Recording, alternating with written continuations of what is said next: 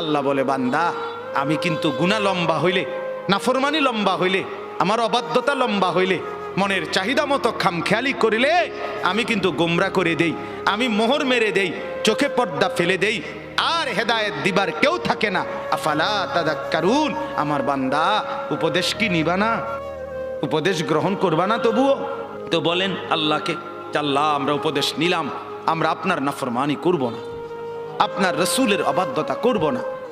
যুবক ভাইয়া, নামাজ পড়ে, নামাজ পড়ে, 5 ওয়াক্ত নামাজ পড়ে, অশ্লীলতা উলঙ্গপনা থেকে, বেহায়াপনা থেকে ছুটেন, নারীর ফাঁদে পড়বেন না, নারীর পিছনে পড়বেন না, অনর্থক কোনো মেয়ের প্রেমে পড়বেন না।